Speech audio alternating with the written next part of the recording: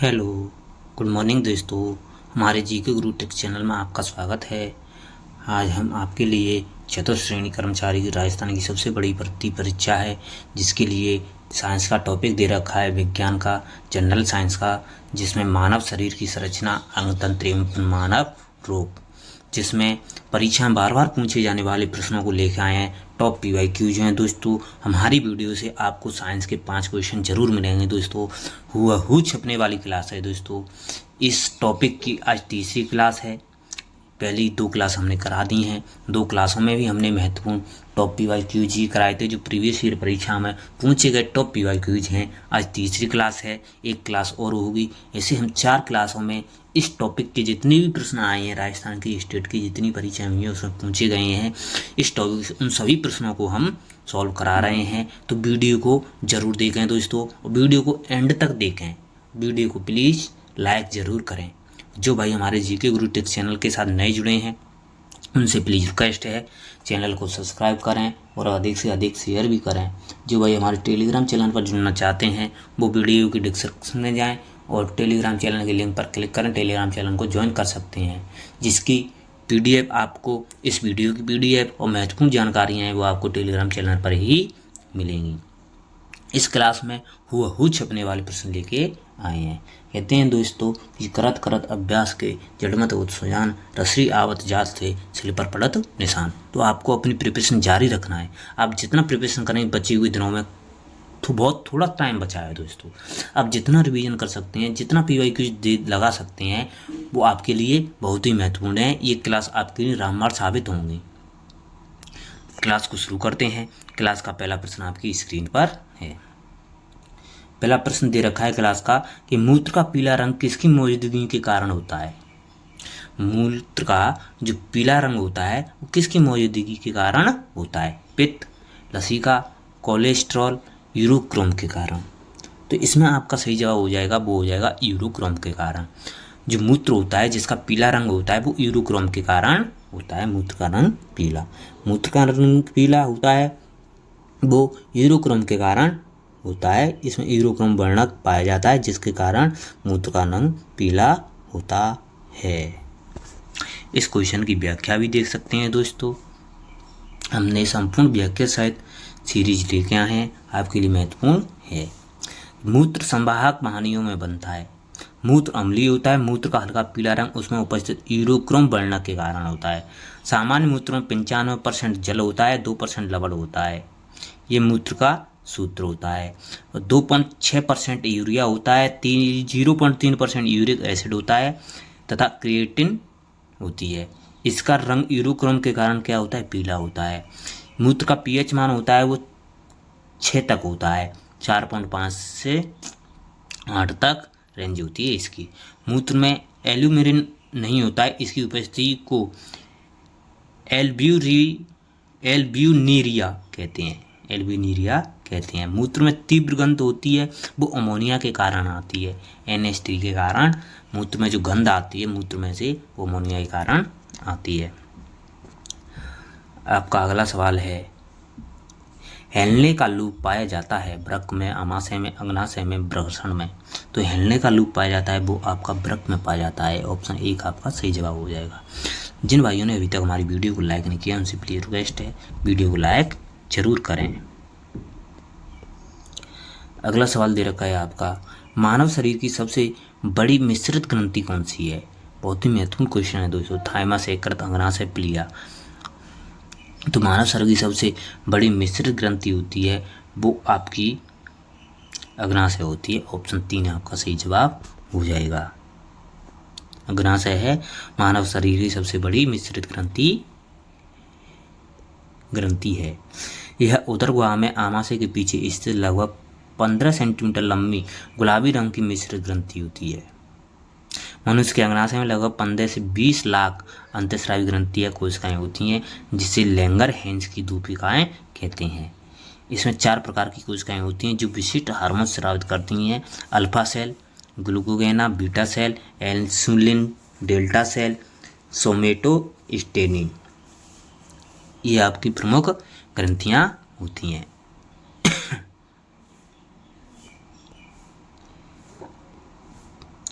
और इंसुलिन की कमी के कारण गलघंट रोग, इंसुलिन करेंगे मधुमेह रोग होता है दोस्तों। ये इधर रखा है, इंसुलिन हार्मोन की कमी के कारण मधुमेह रोग हो जाता है। अगला सवाल है आपका, मनुष्य में जैविक घड़ी कहलाती है पीनियल बले, थाइमस, थायराइड, हाइपोथैलेमस। मनुष्य में जैविक घड़ी कहलाती है, मनुष्य में जैविक घड़ी कहलाती है वो आपकी होती है पीनियल बलय। पीनियल बलय होती है वो आपकी जैविक घड़ी होती है। ऑप्शन 1 आपका सही जवाब हो जाएगा। क्वेश्चन की व्याख्या भी देख सकते हैं कि मनुष्य का क्या है, शरीर है, जिसमें कौन कौन सी ग्रंथि, किस ग्रंथि का क्या काम होता है। पीयूष ग्रंथि होती है, जो पीनियल ग्रंथि होती है उससे अच्छी तरह डिटेल से पढ़ सकते हैं आप, पीडीएफ से पढ़ सकते हैं टेलीग्राम चैनल पर जा करके। तो पीनियल ग्रंथि होती है, उसमें क्या होता है, आंखों या बायोलॉजिकल घड़ी भी कहते हैं इसको, तीसरी आंख भी कहते हैं पीनियल ग्रंथि को। पीनियल ग्रंथि को तीसरी आंख या बायोलॉजिकल घड़ी भी कहते हैं। पीयूष ग्रंथि होती है जिसको मास्टर ग्रंथि भी कहते हैं, पीयूष ग्रंथि को मास्टर ग्रंथि भी कहते हैं। पराबटू ग्रंथि, अबटू ग्रंथि है, ये महत्वपूर्ण ग्रंथियां हैं हमारे शरीर में पाई जाती हैं। महत्वपूर्ण ग्रंथियां कौन सा हार्मोन स्रावित करती हैं, ये सभी आप डिटेल से टेलीग्राम चैनल पर पढ़ सकते हैं। यहाँ आपको टॉप पीवाईक्यू सीरीज कराने हैं, बहुत ही आपके लिए जितने ज़्यादा क्वेश्चन होंगे वो आपके लिए बहुत ही महत्वपूर्ण होंगे। सूची 1 को सूची सेकंड से क्या करना है दोस्तों, मिलान करना है दोस्तों। पशु परिषद की परीक्षा 2024 हुई थी, उसमें आया था। सूची 1 को सूची सेकंड से मिलान करना है। सूची 1 में दे रखी है ग्रंथि, फिर स्त्री कहाँ होती है, पिट्यूटरी ग्रंथि है, थायराइड ग्रंथि, एड्रिनल ग्रंथि, थॉमस ग्रंथि है। तो पिट्यूटरी ग्रंथि होती है वो आपकी कहाँ होती है, पीयूष ग्रंथि मस्तिष्क में होती है, पीयूष ग्रंथि मस्तिष्क में होती है। एक हो जाएगा, 2 एक का 2, एक ही में दे रखा है तो बाकी के सभी कट हो जाएंगे। ऑप्शन 2 आपका सही जवाब हो जाएगा। थायराइड ग्रंथि होती है वो आपकी गर्दन में होती है। एड्रिनल ग्रंथि होती है और थाइमस ग्रंथि होती है। एड्रिनल ग्रंथि होती है वो आपकी वृक्क में होती है। थाइमस ग्रंथि होती है वो आपकी छाती में होती है। ऑप्शन 2 आपका सही जवाब हो जाएगा, ऑप्शन 2। जिन भाइयों ने अभी तक हमारी वीडियो को लाइक नहीं किया उनसे प्लीज रिक्वेस्ट है वीडियो को लाइक जरूर करें। अगला सवाल है आपका, निम्नलिखित में से कौन सी अंतःस्रावी ग्रंथि शरीर की मास्टर ग्रंथि कहलाती है। अभी बताया था दोस्तों हमने, पीयूष ग्रंथि, पिट्यूटरी ग्रंथि और मास्टर ग्रंथि कहलाती है। ऑप्शन 2 आपका सही जवाब हो जाएगा। पीयूष ग्रंथि को मास्टर ग्रंथि कहा जाता है। पीयूष ग्रंथि शरीर की सबसे छोटी अंतःस्रावी ग्रंथि है। ये कपाल की स्फेनाइड हड्डी के सेला ट्रसिका में स्थित रहती है। पीयूष ग्रंथि से निकलने वाले हार्मोन निम्न होते हैं, STH, TSH, ACTH, FSH, LH, LTH तथा एमएसएच। इस ग्रंथि हार्मोन अन्य अंतःस्रावी ग्रंथियों को नियंत्रित करते हैं, इसे मास्टर ग्रंथि भी कहते हैं। जबकि अंडाशय, वृषण, अंडाशय मिश्रित ग्रंथियाँ होती हैं, बहिस्रावी ग्रंथि तथा अंतःस्रावी दोनों के रूप में व्यवहार करती हैं। वृषण होती है, अंडाशय होती है, ये ग्रंथियाँ होती हैं, और अग्नाशय होती है। अंतःस्रावी ग्रंथि, बहिस्रावी ग्रंथि दोनों के रूप में कार्य करती हैं। अगला सवाल है आपका, मानव शरीर में इंसुलिन का संश्लेषण होता है। बहुत ही महत्वपूर्ण क्वेश्चन है दोस्तों। यकृत, थायराइड, अग्नाशय, छोटी आंत। तो इंसुलिन का होता है वो आपका मानव शरीर में जो इंसुलिन का होता है वो आपका संश्लेषण अग्नाशय में होता है। ऑप्शन 3 आपका सही जवाब हो जाएगा।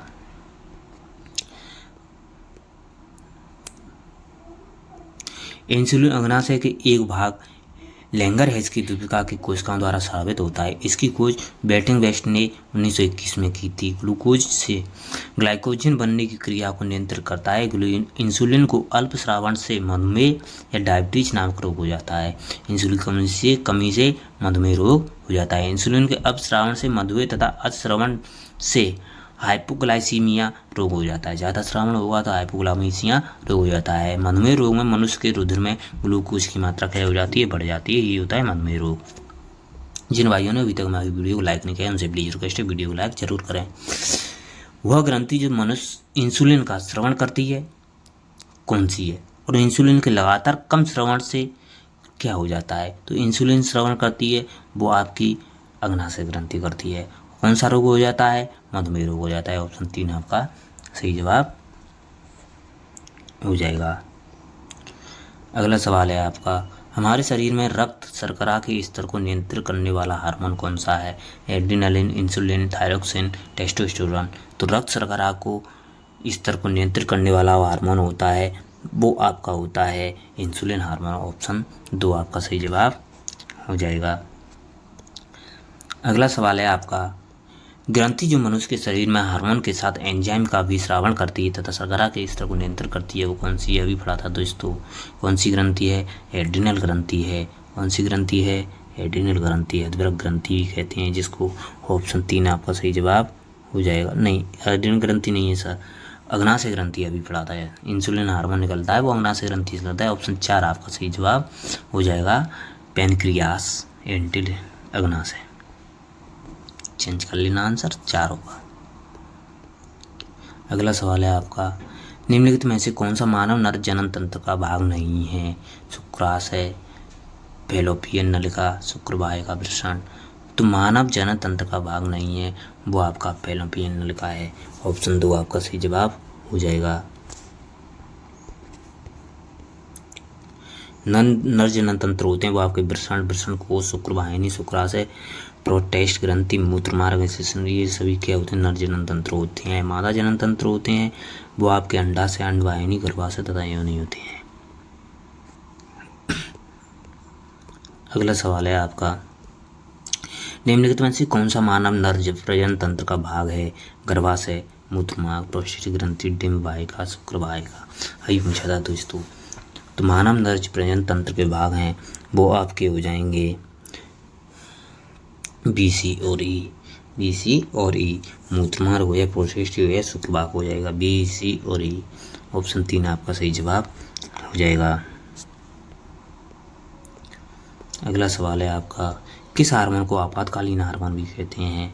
तो आपातकालीन हार्मोन कहलाता है वो आपका एड्रिनलिन हार्मोन कहलाता है। एड्रिनल ग्रंथि से निकलता है आपातकालीन करोयामारो हार्मोन भी कहते हैं इसको। तो एड्रिनलिन हार्मोन निकलता है एड्रिनल ग्रंथि से, एड्रिनलिन हार्मोन मिलता है जिसे करोयामारो हार्मोन भी कहते हैं। ऑप्शन 1 आपका सही जवाब हो जाएगा। जब शरीर की तनाव की स्थिति में डर, क्रोध, अपमान, पीड़ा आदि में हो तब एड्रिनलिन हार्मोन का स्रावण होता है। आपातकालीन परिस्थिति में यह शरीर को सामान्य अवस्था में लाने में सहायता करता है, इसलिए इसे जीवन रक्षक हार्मोन भी कहते हैं, करोयामारो हार्मोन भी कहते हैं। आपका अगला सवाल है, मनुष्य संपूर्ण रुधिर है, संपूर्ण रुधिर होता है। सीरम और प्लेटलेट, सीरम कणिकाएं, प्लाज्मा कणिकाएं, प्लाज्मा प्लेटलेट। तो संपूर्ण रुधिर होता है वो आपका होता है प्लाज्मा और कणिकाएं होती हैं, वो क्या होता है? पूरा रुधिर होता है। ऑप्शन 3 आपका सही जवाब हो जाएगा। मानव रक्त संयोजी ऊतक है जिसमें लगभग 50 से 60% प्लाज्मा पाया जाता है। हल्का प्लाज्मा होता है, हल्के पीले रंग का अजीवित द्रव होता है जिसमें 45% कणिकाएं होती हैं। रक्त का pH मान होता है 7.4 होता है। और इसकी डिटेल भी दे रखी है दोस्तों, आप पढ़ सकते हैं डिटेल। इसमें pH मान होता है 7.4 होता है। रक्त का pH मान बहुत ही महत्वपूर्ण पूछा जाता है दोस्तों, रक्त का pH मान। और इसको डिटेल से पढ़ना है तो आप टेलीग्राम चैनल से भी पढ़ सकते हैं रक्त में क्या क्या पाया जाता है रक्त में।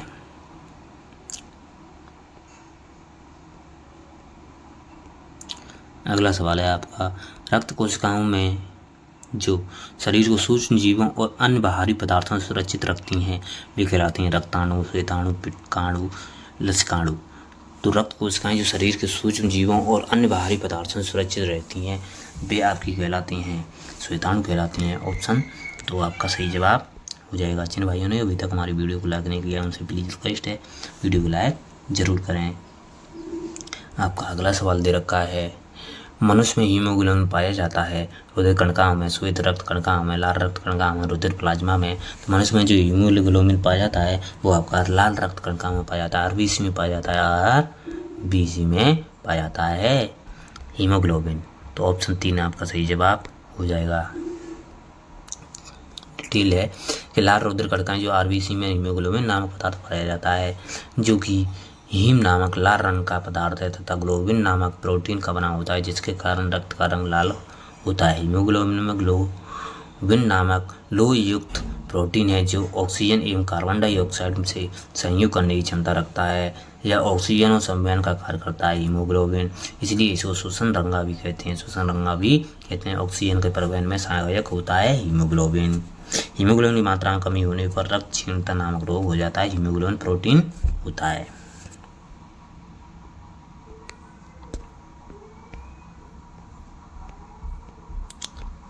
अगला सवाल है आपका, निम्नलिखित में से कौन सा रक्त समूह सार्वभौमिक ग्राही है?